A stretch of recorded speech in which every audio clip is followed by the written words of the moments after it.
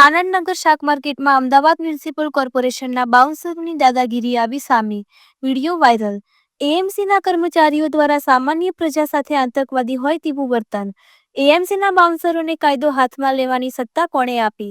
શહેરમાં આવા video બુટલેગરના viral થતા જોયા છે, પણ આજે તો એએમસીના બાઉન્સરોનો વિડીયો બુટલેગર જેવો જોવા મળ્યો। એએમસીના બાઉન્સરો દ્વારા છૂટા હાથે માર મારતો વિડીયો થયો વાયરલ।